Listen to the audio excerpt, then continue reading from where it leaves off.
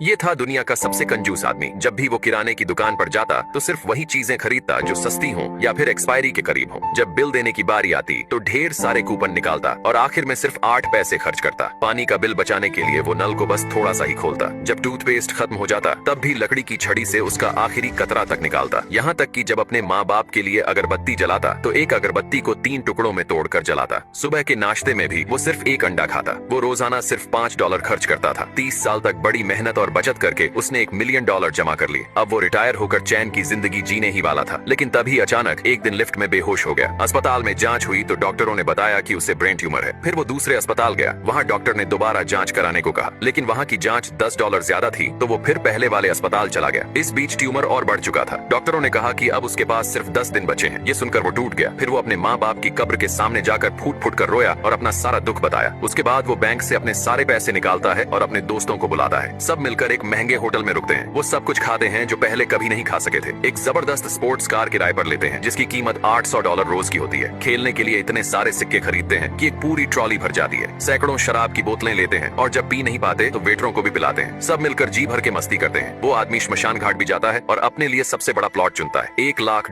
के नकली नोट खरीदता है जो मरने के बाद जलाए जाते हैं। वो मरने वालों वाला मेकअप भी करवाता है ताकि सब कुछ पहले से तय रहे। आखिरी दिन वो अपने घर लौटता है। वहाँ रखी हुई एक एक्सपायरी हो चुकी सॉसेज खाता है और थोड़ी ही देर में बेहोश हो जाता है। उसके दोस्त उसे फौरन अस्पताल ले जाते हैं। जब वो होश में आता है तो डॉक्टर बताते हैं कि उसकी रिपोर्ट गलत थी। उसे ब्रेन ट्यूमर था ही नहीं, असल में उसे फूड पॉइजनिंग हुई थी क्योंकि उसने सड़ी हुई चीज खा ली थी। ये सुनते ही वो जोर जोर से रोने लगता है क्योंकि उसने अपनी पूरी जिंदगी की कमाई कुछ ही दिनों में उड़ा दी थी।